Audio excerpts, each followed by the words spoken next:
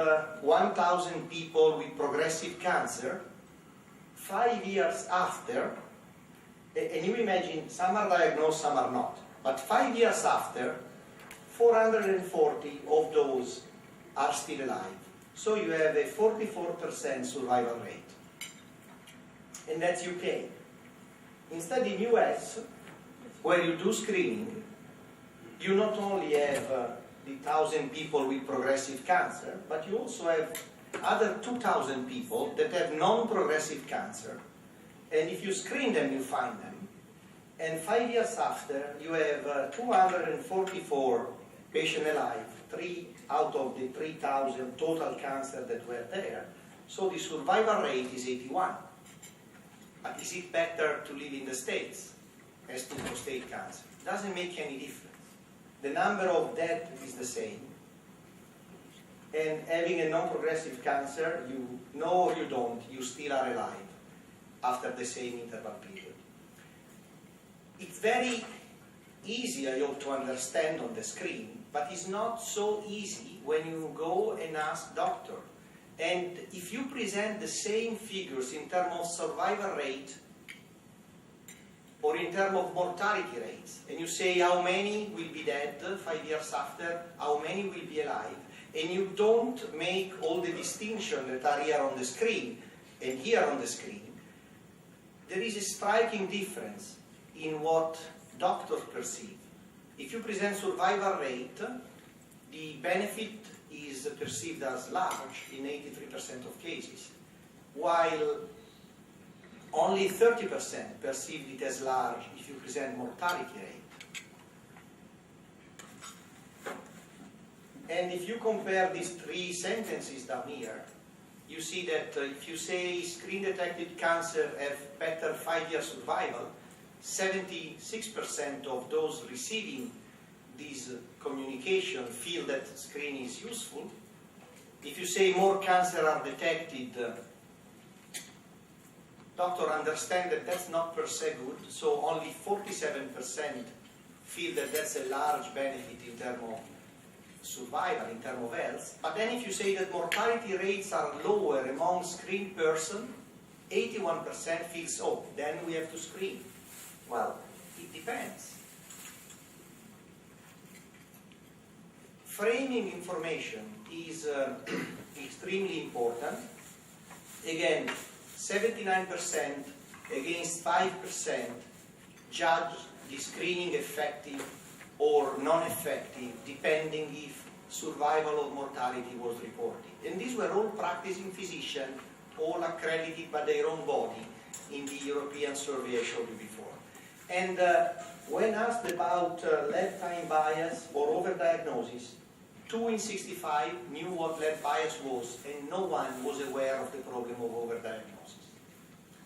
Now, is there any better way of communicating this kind of evidence?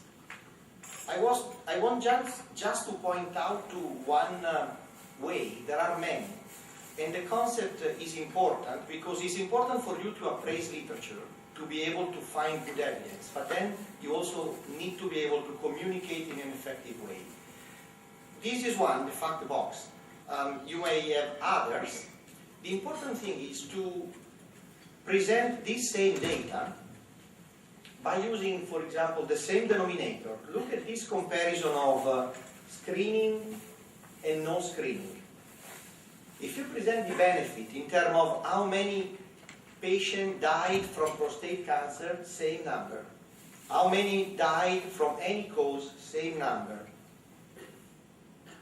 Well, would you and these are the same data that you can generate to calculate survival, to calculate mortality.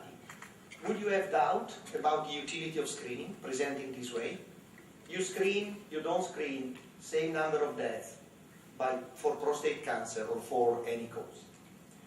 But on top of that, you don't only need to present benefits, you have to present harm. How many men without cancer had a biopsy for no reason? Well, if you don't screen, none. If you screen, 160. And how many healthy men were diagnosed and treated for prostate cancer unnecessarily? And these refer to misdiagnosis or non-progressive cancer, and treatment is not a pill. It can be radiation therapy, prostatectomy, you can have incontinence, impotence, and it's 20. I mean, it's 20 in 1,000, but still, it's none if you don't screen. And it's not particularly complicated. It's a matter of being transparent and being clear. If you don't like number, you can use pictorials, and you see how many people have or not cancer, and you can show on this side the one without screening, on this side those with screening, and you report with different color, the dead person, same number, dead from any cause, biopsy and false alarm, and complication. And again, if you consider gray being unnoticed and so good, you see that the difference is striking and is again screening. This is just one example. I'll invite you to visit this website, the Harding Center for Risk Literacy. There are similar pictorials and tables for many medical conditions, and these are good to print out and use with patients. What is important? To always show benefit and harms, to always use the same denominator, possibly using multiple of 10, much easier to understand, report the same value in the two groups, use very, very little confidence interval. You use confidence interval when you assess, as doctor with a background in clinical epidemiology, when you assess the goodness of a treatment. When you speak to a patient, it's not really useful to use confidence interval. You risk to confuse them unless they are particularly literate in statistics. And be clear about what the outcomes are. Be as simple as possible. What are the ways to mislead in communicating statistics? Well, first of all, the mismatched framing. That's what pharma does. We were discussing before this talk. Do I trust a study where there are potential conflict of interest? Very likely the numbers are true. Is the way they are presented. You can report benefit as relative. It comes up with a 50% reduction. Instead, you report harm as absolute risk. So you kill 2 people by side effect, but you have a 50% risk reduction, which is saving 2 people out of 4, maybe. But you present the 50% risk reduction against only 2 dying. If you were to say 2 saved, 2 died, that's a balance. If you were to say 50% risk reduction and 50% increase in risk, again, is a tie. But if you say 50% risk reduction, 2 only out of 1,000 died, you say, oh, great treatment, very effective, very little side effect. This is what conflict of interest brings into a paper. The numbers are correct, but if I'm transparent, I use the same framing. If not, I misframe. It's not incorrect, it's just misleading. Or you omit the absolute risk. You present the relative risk and not the baseline. Or you present survival or mortality, depending on what plays in your favor. As Joseph mentioned, we don't understand why some paper gets to be published. Unfortunately, we don't see the conflict of interest of the reviewers and the editors, and we don't think how much advertising is in funding journal, even journal like New England, Annals, Lancet. They live out of advertising, and of course, this might put some pressure on editors and reviewers. If you like this approach, Better Doctors, Better Patient, Better Decision is a book where Gerd Gigerenzer discussed all of this with much more detail that I provided you today, and in a very, very pleasant and readable way. It's a good book to be empowered in understanding and communicating statistics the proper way. Now, end of the course, without taking away the privilege for Fahd to conclude it, I'd like to draw some bottom lines. I think you got the message that there's no single paper that solves the problem. You always have to look broader. Maybe you review all the studies, maybe you use a systematic review on efficacy, maybe you need a piece of evidence on prognosis, diagnosis, and treatment to better serve the patient. Usually a body, there's a mistake there, a body of evidence is made of prevalence and prognosis. You need the baseline risk, you need the rate of event in your population, you need to be able to identify the affected patient, and then you need to have good evidence on treatment. So there's no best study, there are different studies for different scopes. For each component, a systematic review is better than a single study. And we have gone over this and what the reason is. It saves you time and it gives you a more balanced view. Now, you might be aware, or you might want to read this paper published on New England a few years back, where someone that was not so happy for systematic reviews to exist compared the result of systematic review and subsequent trial who were done to confirm or deny the result of the systematic review, and using a table like the diagnostic one, it shows that in 13 cases they looked for the literature, they found systematic review and trials that were on the same topic, where the trial came after, and blah blah blah.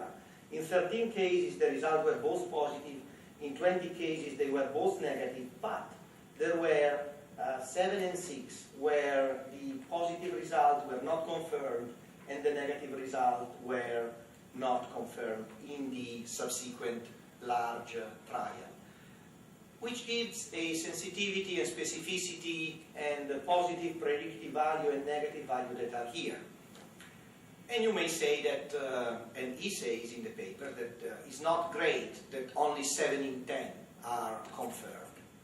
But you may look at the half full glass instead of the half empty, and this is more than half. So in 7 cases out of 10, systematic reviews and meta-analysis are able to identify what the truth is. It's good to have a confirmatory trial.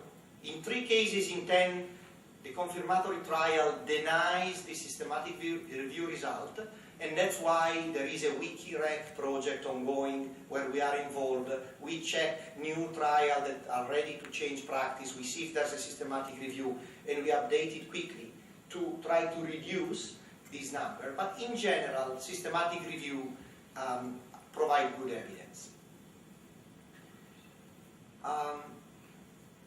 Evidence about treatment applies to specific population, and I think that if you miss this concept in this course, you are really good, because any of the tutorials started in asking you, does this study apply to your population?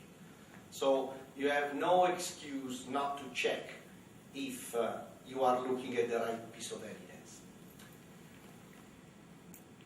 Phase 3 trials, that one that establish new treatment, are very rarely ready for application because they are done on selected population. So the first bell ringing in favor of a treatment usually look at a very selected population that was selected intentionally to show the efficacy of the drug, is a good trial, tells that the drug works. It's too early to say if it will work in real-world population. Always prefer a large pragmatic trial before feeling completely confident that the treatment is available. Relative risks are ideal when you compare treatment among them and when you want to make policy-making decision, and particularly if they come from network meta-analysis, they allow you to compare different treatment. But when you go to patient, you need absolute measure of risk. You have learned, I guess, that appraisal is not that difficult. There's a lot of common sense to be used. It takes time. Each one of our tutorials led us through one paper and was 90 minutes long. You get better, you can do it in 15 minutes maybe, but no much less than that. So use pre-appraised source of evidence wherever they are available. Beware that many of the pre-appraised source of evidence are pharma-sponsored, Medscape, MedWatch, Google Scholar itself. So what is presented as good needs to be presented as good in a traceable way, in an objective way. You want to know why a paper is judged to be good. And if you let me at the end of the course, this is what we do at McMaster, at the Health Information Research Unit. I presented already the group to you. This is our process. What we do is to read the literature. In particular, we keep an eye on about 130 journals. We read every single issue. And we use for treatment, prognosis, diagnosis criteria very similar to the one we discussed here. And only articles that fulfill those criteria are selected in. What we do with the articles are selected in. We tag them by discipline, so we judge if those are relevant for cardiology, pediatrics, neurology, general practitioner, and so on. And we tag them by disease. This is about diabetes, this is about atrial fibrillation. Then we send them out.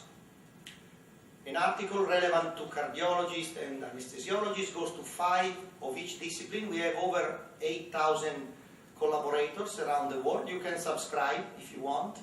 And you receive an article every once in a while, and you are requested to give us back 2 judgments. One is this clinically relevant? 0 to 7. 0, I don't use it.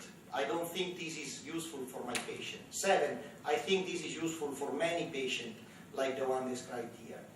And then newsworthiness. I didn't know, and I wouldn't have known if not reading this article, or everyone knows in my discipline. 0 to 7. All those being 4 or more gets into the database, and you can get them for your scope.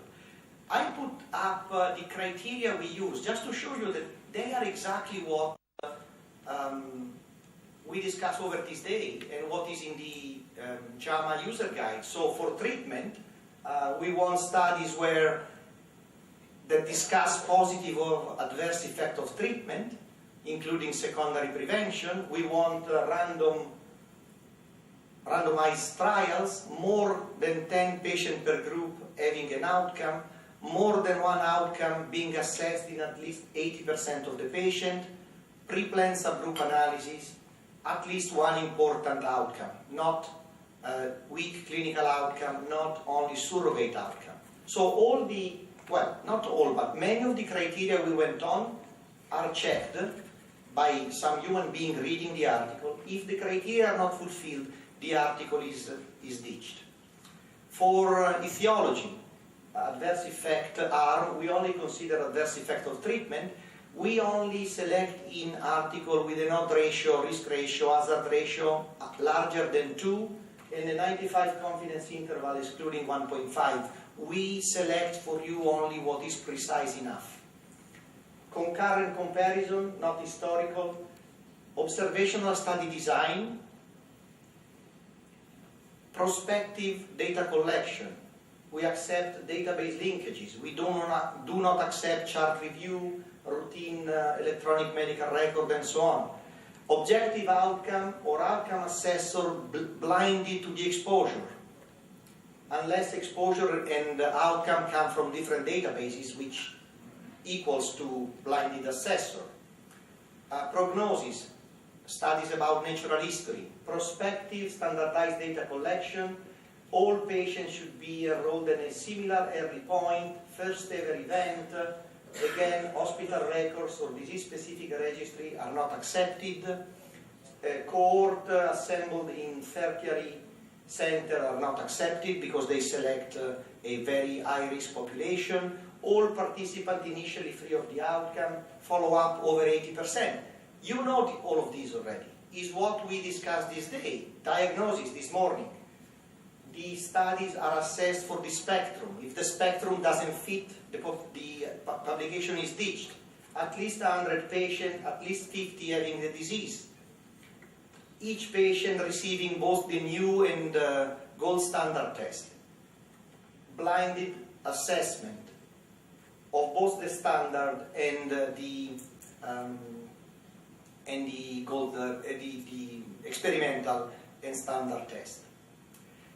And when the studies are selected in, cutting down from 40,000 we read to about 3,500, and in a database where you can search not only the studies in our PLAS database, but you get for your search textbook on top, and then you get the study we select, and if available, summaries that are rewritten out of those studies. So for example, the one study that we read on day one was here, and you would have found the ACP Journal Club version of it. So the abstract that we redid of the study is published in one single paper, and it has already all the information you had to look for. So allocation, blinding, follow-up, setting, and so on. And there's also a short commentary that helps you framing this in context. Of course, we don't do on every single study. We select 150 per year, and they are published on Annals of Internal Medicine. But if by chance the study you are interested in is there, it's good for you, and it saves you a lot of time. And you see immediately if it's there, because it's in this orange area. If you don't find anything that you like there, you look at pre-appraised study, or you have already PubMed search for you through the clinical queries, and you can see and judge yourself. You can do an advanced search, so you can select discipline, you can select scope. You are looking for a diagnostic study in pediatrics, and you only want to search for systematic review or original studies. You can set and restrict what you will retrieve. Of course, you may find something, you may not, but if you find, you know that at least all those criteria that I read before were already checked. You can also ask the system to send you alerts anytime an article relevant for you is selected. Say that you are a ophthalmologist, you select ophthalmology, and then you say weekly, I want to receive all the articles that are scored over 6 and 6. And the system tells you, okay, over the last year I would have sent you 20 per week. And you say, no, 20 per month. No, 20 per month is too much. Now send me only those 7. And the system tells you, okay, if you select 7, you will get about 3 per month. And you get to receive articles in your discipline that fulfill the criteria and very likely provide you some useful information. And all what you receive is also stored for you on a website, so if you don't like reading your emails, you can go here every once in a while and check literature. It's all free. I'm not trying to sell it. You have only to register and you can use it. Of course, you can get access to the article or to UpToDate or to Dynamate only if you have a registration. Your university has a registration. We don't provide you the full content. You have to be entitled to see it. But all the engine and all the mailing system is all for free. I think the address where you can register was on the slides.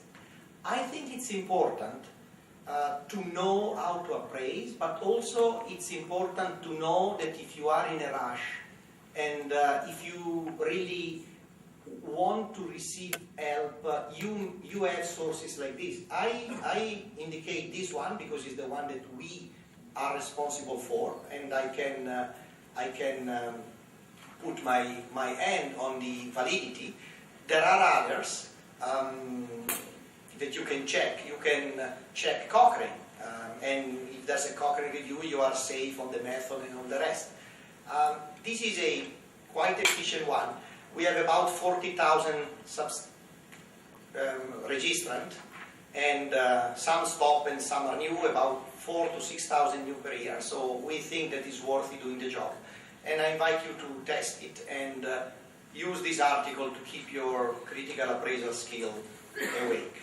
And I promise I'm not bothering you anymore. That's the last of my talk. Thank you.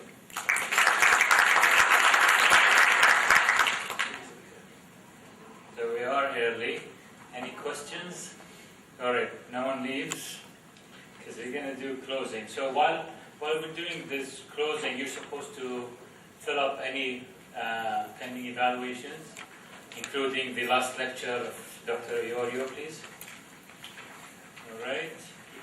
I only have 3 or 4 slides to share with you, but we're almost done, and you're very close from being on your own couch or going to your hospital and on call.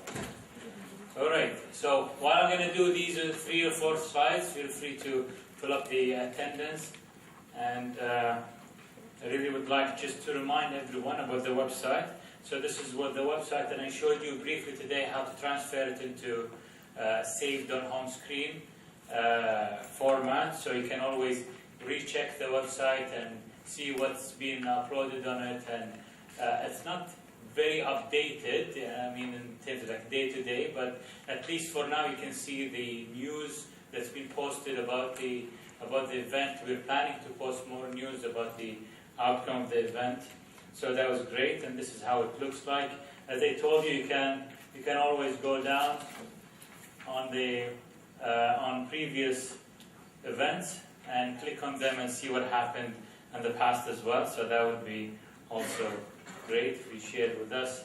And for the pictures or the photos taken during this event, you can see them on gallery. They're not uploaded yet, but that's what we're going to do, inshallah, next week. We're also going to add some videos because the event, most of the event was videotaped. I'm always available online. You already have my email address. The email addresses that I've been sending you from my personal email, and you can always email me also on the professional email address of KIMS. So if you just type your information, put in your email, I'll receive your email, respond to it within 24 hours. Okay. Successfully, this is the 4th event, and I'm really happy to see that attendance has been optimal. I shouldn't say 100%, but optimal. And I think, in my humble opinion, comparing this with the previous experiences, I think our learning curve is increasing in terms of organization and meeting expectations. Hopefully, this will be reflected on the evaluation, but I really wait for your constructive feedback. That being said, you can share this with your colleagues to book their calendar, and probably if you think that this is essential for their career. We're already booking dates for the next Burhan 2016, if you will, and it's going to be also around mid-December next year, inshallah. One of the achievements probably from this event that we have established a society in Kuwait. So this is probably a society that's been established first in its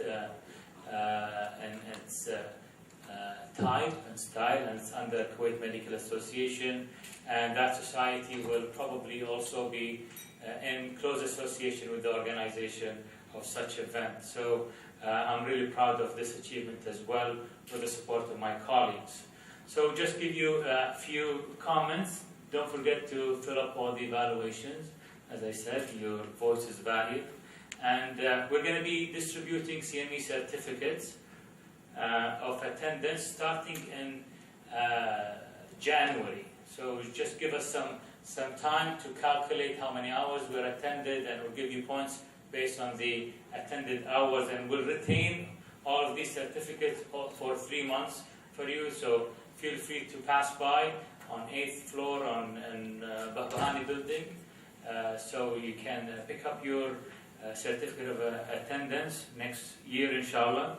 And on the same set, you can also request a copy. If you just bring your flash memory, we're happy to upload the slides for you on your flash memory. So bring it, and we'll give you the slides. with the permission of the presenters. And I've been getting this comment about changing the spelling of the name. Name spelling should be changed to the program director. Please get them to send to us a notification about changing the name spelling, because it's not our job to change the spelling of the names that was provided by the program director, and believe me, it was a lot of comments about name spelling. So I can't commit to this directly by just a simple request. What to do next? I think this is probably my closure statement. I think finishing this course is not enough. You should take this and apply it in your clinical setting. In a way, it doesn't have, you don't have to speak it as if you're coming from a different planet with your colleagues. When they talk about evidence-based medicine, you probably, by now, you know more than them, but at least you may want to contribute more actively in your evidence-based clinical practice activities. Examples are journal clubs and grand rounds. So I would probably encourage you to do this and focus on that as well. Journal club is not specialty-based activity only, but it's a specialty-based activity that is closely linked to clinical epidemiology.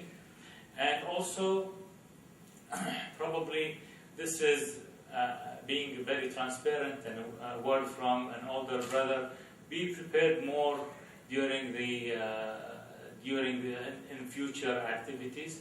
And I keep saying this to every group that I go to. I don't dare to ask how many people prepared for the workshop, but I would say probably the maximum number would be 2 out of the whole group. So that wouldn't reflect best outcome for yourself. And early preparation, the whole process started early for you. I can simply leave everything until last minute and then get you and deliver all the content.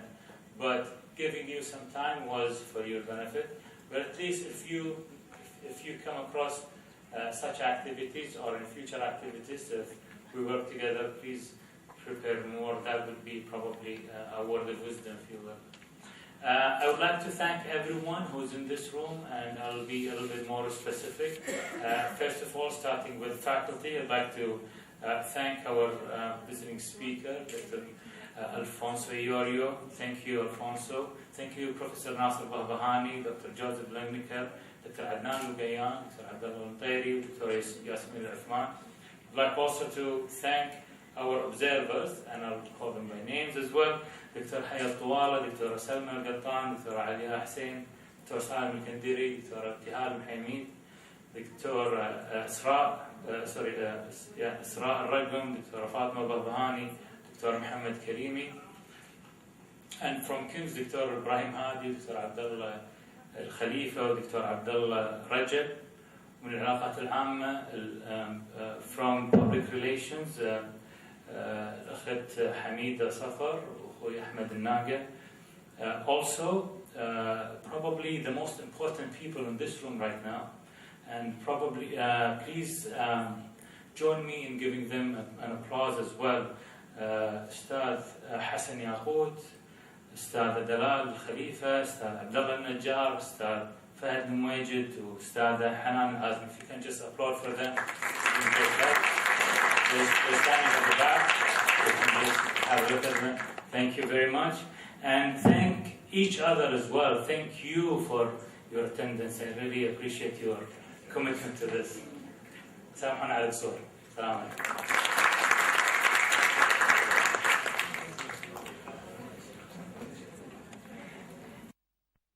By doing yourself, there's a higher chance you get to understand and to recall, because you do it in the first one. You do hands-on work. It's not mandatory, but would be much nicer if you were ready to try. We are on day 3. You have been going through 4 of these workshops, so you know it's not really different this time. There are appraisal criteria. You may not have read the chapter of the user guide, and hopefully if you did it, you read the right one, not the one that is indicated, which is pointing to the old edition, so it's nothing to do with diagnosis. And even if you didn't read it, the first or second table is listing the question we are going to ask and answer on this specific paper. The paper is a complicated one, so it's not a completely easy task. And the setting is the usual one. We have a clinical scenario, and we pretend we are using the paper to solve a clinical case. Is there anyone who wants to lead the group discussion? Without any, there's no prize, but there's no penalty. And I'm not trying to have you working in my place. I'm just trying to give one of you a chance of trying, or maybe a couple of you, or maybe another way that we use is one question each. So we start on one side of the table, and each one answers a question. She's shaking her head, and you can always say pass. Like in poker, you may always pass. It's very difficult for you to win something if you always pass. But you'll never know. I'm not forcing you, I'm just proposing. And I brew my coffee. You think about it, and then we'll decide.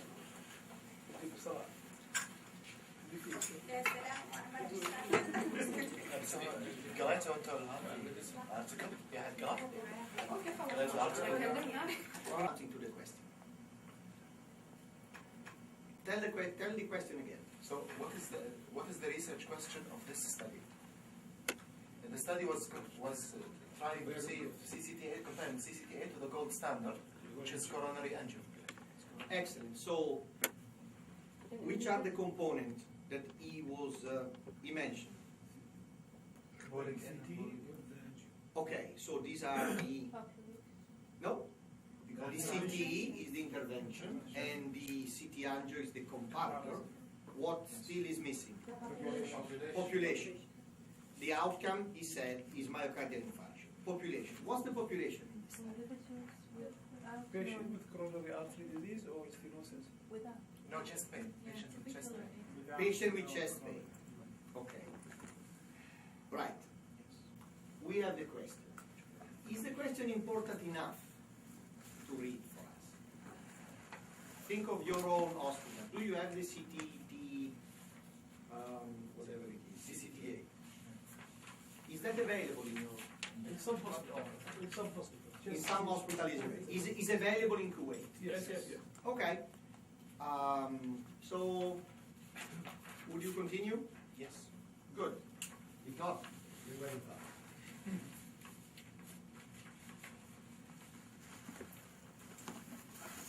I need, or you continue, which is very much appreciated, or you pass around. Okay, so the third question is, now we are in the part of assessing the population. Yes. Where was the study done, and was the study done in multiple centers or just one center?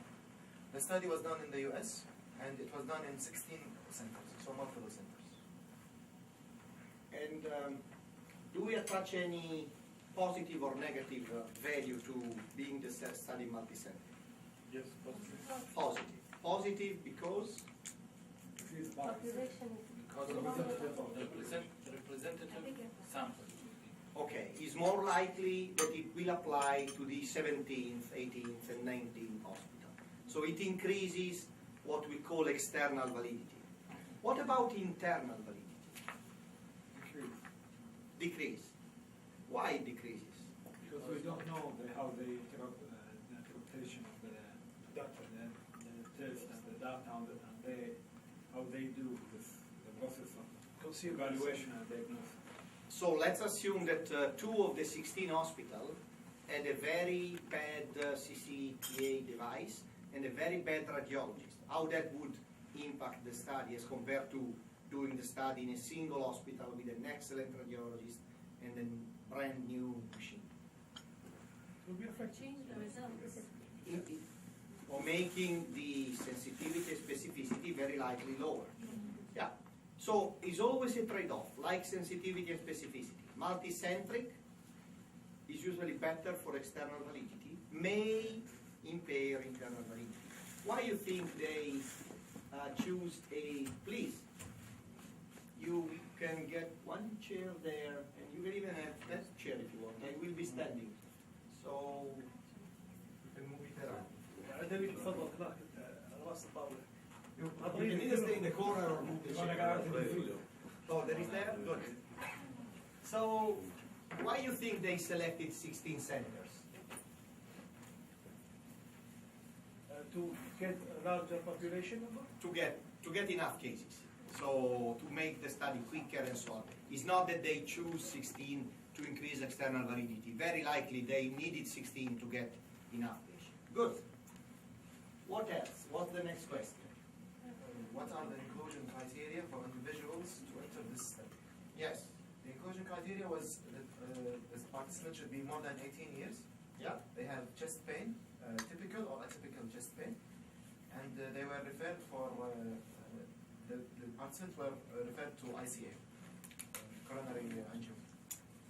Okay. Do you think these were reasonable criteria? Chest pain is an indicator to do this. So chest pain is good to have, but he's shaking hands. Why is not enough? Or So this is all subject, not change from person to person. The chest pain could be, as we saw, the pleuritic or angina, so it's different from one person to one person, and from one doctor to one doctor. I get the point. Try to translate the point into better inclusion criteria. How would you have defined the inclusion criteria to account for? For example, it's defined chest pain with the time and onset, the character, for example, and the frequency, 3 times for the past 1 week. Do you think that adding like characteristic occupation or high risk patient would be much better? Also for Like if he has high risk, most probably he will go for coronary angio. But if he low risk, most likely the coronary angio will be normal. So it will affect the risk. Okay, so the proposal from the colleague is specify better the chest pain in order to be sure we select in a population with higher likelihood of having a coronary syndrome, and we select out population with low likelihood. So technically, what he proposes is to do what to the pretest probability? Increase the pretest probability. There is a problem in that approach. Some patients, they might have atypical chest pain, which will have MI, but in this case, he will not include them in the study. So they will not go for coronary angio, and he will miss them. Okay, and anyone has opinion? Let's say that he is for the party of keeping the criteria as they are, and he wants to make them more selective. Who would Mohammed and Hamad? Who's supporting Mohammed in his option, in his motion? To make it more specific? Yeah. You are supporting. In which term again, to make it The specific? more specific. More specific like what, for example? Chest pain. Because they have chest pain. This is one of the Maybe we criteria can to add have. ECG. You would like to add ECG, and what would you like to see on the An ECG? objective change, for example. A test, not just depending on the patient describing you. Okay. Then why not do it in a way to be more specific in characterizing the chest pain itself? I'm still asking to see where the group is going. I have my own opinion, but I want to see how you get there. So she's suggesting not only to ask questions about how frequent, how long, caused by what, but also she wants to have an ECG and she wants objective changes to include the patient. Then we may discuss what objective changes are, because the way you say seems that you have a previous ECG and now you have a change. And you may discover in real life that the previous ECG is not always there. It is a good proposal, then you start seeing what the consequences would be. So now we have a larger party. We have Mohammed and I can't say it again, but this colleague here, they want to make it more specific, and you are supportive, one of you too. While Hamad, poor guy, has no choice, he wants to keep it as they are. Who support Hamad? You support Hamad, you support Hamad. Why you support him? Because we want to include as much as patient with chest pain. Why you want to include everyone? It is more representative of the general population. More representative of the general population. So who will apply their study? Who will apply your study? Let's say that, okay, we can't get to an agreement and we split. That's common everywhere, both in North America and in the Mediterranean area and possibly even here in the Gulf. You can't agree, you split. So he does a study, he does a study. And they both come out with something. Then the consequence is his study requires to have an ECG and requires to have someone that can take a history.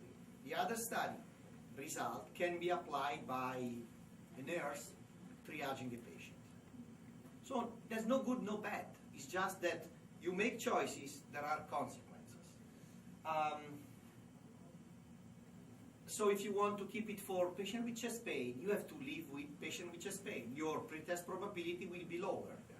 And very likely this will affect the positive and negative predicted value. On the other hand, I would say if you select a high enough risk population, whatever the CT, so let's say that you come up with a population of patients who have already a 40% probability of having myocardial infarction, and then the CT comes back negative. Do you think you will send the patient home, or you will send the patient anyways for a angiogram? Angiogram. So you don't need that study. Because if you select a high enough risk population, you would possibly want the angiogram. At that point, it's good to use your criteria, but very likely we use your criteria not to include, to exclude. You say, I don't really care to know in patient with a change on ECG, such a high or increase or decrease in the ST, they have a pain that is there, I gave him already nitrate, they are doing better. I don't really care to know what the CT will say. I want them to have an angiogram. So they are not good to be in the study. Make sense? Okay. There's no right or wrong. There is just consequences of the choices you make in selecting the population. Good. Spectrum bias.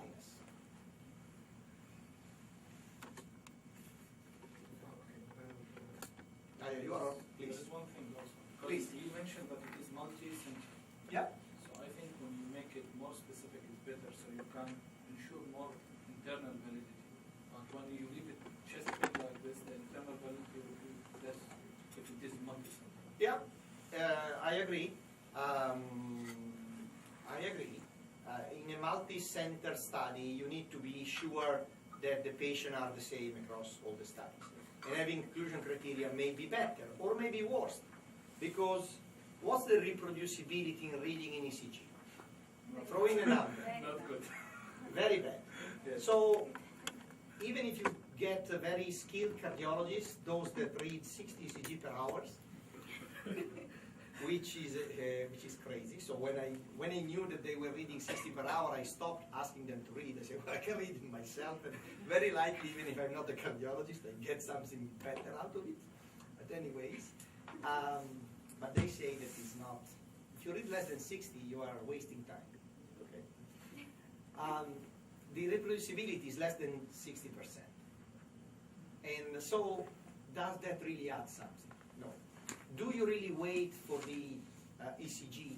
You have it in the emerge, and so you read it. But if you didn't have it, if you don't have the triage nurse and you are alone, you wait for troponin. You don't do the ECG unless there is a law in Kuwait and you end in jail if you don't do it. But you don't use anymore the ECG to diagnose a myocardial infarction. You use it to diagnose a fib. You use it to diagnose pericarditis. You use it when you have a troponin to say, oh, it's anterior, it's inferior, it's fine, but you don't really use it anymore for the diagnosis. So might not be good to add. But good point. In a multicentric study, you want to have clear-cut inclusion criteria. Spectrum bias. So, check for spectrum bias. Do you think the fact that the study excluded emergency patient, the most severe patients, creates a spectrum bias in the study? I thought that spectrum bias results from including normal patients in the study, right? Like the example in the previous lecture, Yeah. when the study was comparing obese patient, screening them for diabetes compared to already diagnosed diabetic. So that reduced spectrum. So, yes, no. Who can help? What spectrum bias point to? Is not having normal? Because if that's the case, possibly it's not a problem. What's the concept of spectrum bias? What you need to have in a study on diagnosis? Is it okay to have all patients with the disease? It's not an exclusion criteria. No, but let's consider the population.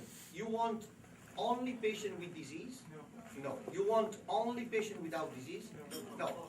So you want a mix of both, right? With and without disease. Fine. Then, what is then spectrum bias? Because spectrum means, okay, you have to have both disease and not, and All type of the patient coming from emergency room or from clinic, for example, or the hospital admitted patient. so we use this term spectrum. Spectrum is the composition of the population. Variability. You have to have variability, but variability you ensure there are positive and negative. But the problem is where you pick positive and negative. Not at the extreme. You may choose the extreme, but the extreme of what? The concept of spectrum is like the pico. The problem is you want the spectrum of the patient in the study being the same spectrum as the patient in the population to whom you will apply the test. So the entire spectrum is from the normal to the dead. Do you want to include dead patient in this study? No. Why not? To affect the results. It's not follow the population. Because you will never do this test in a dead patient. So that patient, just dead by myocardial infarction, you may want to know if the CTT, whatever, was able to see the obstruction. But it's not a test you would do as a coronary examination. So can be in the real spectrum, but is not in the spectrum of patient you will apply the test to. So someone was saying, oh, no, here is emergency patient, where you have severe patient. Is the case we were discussing before. Do you think you would use this test in emergency patient? No. At this point, if I'm evaluating. If a patient comes in hypotensive, almost in shock, I will not use. you send it to the coronary angiography immediately. Yes. So it qualifies for the test, is in the spectrum, but is not in the spectrum of the population where you would use the test later on. That's the spectrum concept. It's not in the middle, at the extreme, having or not the disease. Everyone with chest pain is in the spectrum. But then you have to think of who I'm going to apply this test to. And you only pick those that fits that spectrum. So what you would say about... Please, they actually highlighted this hypertensive patients, tachycardic patients, compared to they were excluded from these studies Why they were excluded? because they were highlighted as emerging Yeah. cases. So they were ones we actually qualified to have to take this. Right. Is this a limit or is a positive thing that they do? Is it positive? Okay. Then can have consequences because of course, if you were to include this patient, very likely these were all positive. So would have changed the prevalence and would have changed also the what's the consequence that you don't know how the test will perform in that population. Clear to everyone? Good. So 2A. E. It's 2D. Oh, sorry. 2D is the spectrum. We did. Okay. It's different. I have it. Okay, now maybe I have the wrong version of the Yeah, slide. but is the nature and severity of disease among the patients in this study different from the patients I will see in my population? And are these patients enough like my patient to keep reading?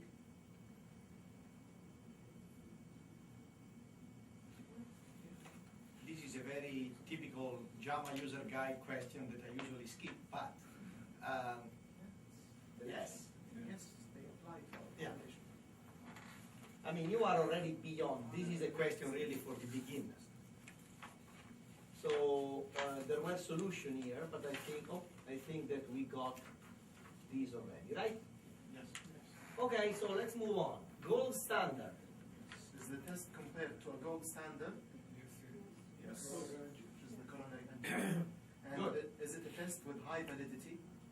Yes. Coronary angio, yes. It's not valid. Can you think of a better test to use as a gold standard? No. Okay. Are you cardiology? Almost. Register. You are on the spot. I don't know why, but they know. Yes. لو غايب أحسن لك. Good. So, what does high validity means? There is the disease is there and it tests positive. Right. More So sensitive. More sensitive. No false positive. no false, No false negative. no false negative. It's less false negative. Yes. And let's move back. I don't know, 15 years, when ICA was introduced. What was the gold standard back then? Maybe ECG. No. Maybe autopsy. Maybe autopsy. So back then, when they validated ICA, they had to compare positive and negative with ICA, either with bypass surgery, someone going in and checking the coronary artery, or they had to do a study where the negative patient was sent on, hopefully on aspirin, and then they were counting how many were dying. So every test can be in a different phase of history of medicine, a gold standard or a test. In a while, if CTTA will replace ICA in a population, then will become the gold standard, and we will use this test later on to validate the next one. This is a concept that you need to have. It's unlikely in this specific setting, because ICA will likely stay there. But if you think of it, why ICA will stay there? Because ICA, Diagnostic and right, because it's not only diagnostic, it's also treatment. So you are there, you do the diagnosis, and you fix it.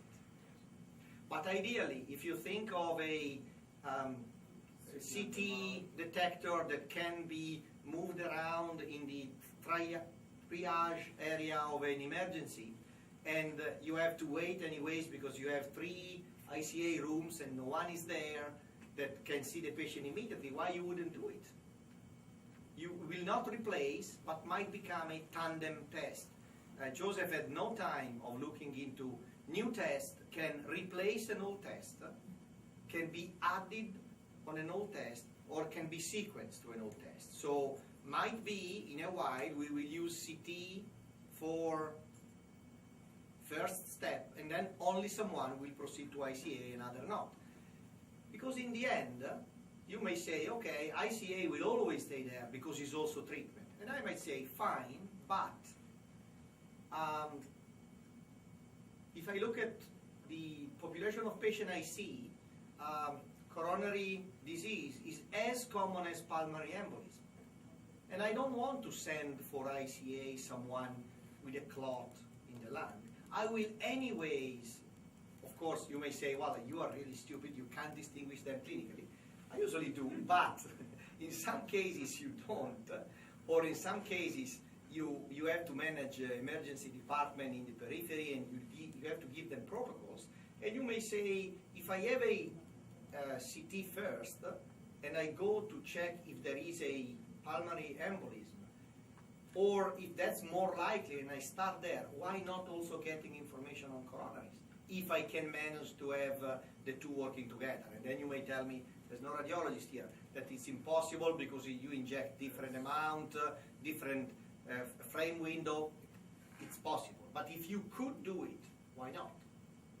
Now that... But you're talking about statistics and theory only, but in practical it's not, because cost, because time, Oh, because absolutely. many things. Absolutely, absolutely. I'm just saying that having a test as gold or experimental depends on all of these reasons. Absolutely. No. In practice, doesn't happen. But if you think of, for example, pulmonary embolism, I speak of a field I know better. 10 years back, we were having a VQ scan and an echocardiogram to assess the clot and the ventricular strain and decide if to do thrombolysis. Now the ventricular strain is assessed on the CT.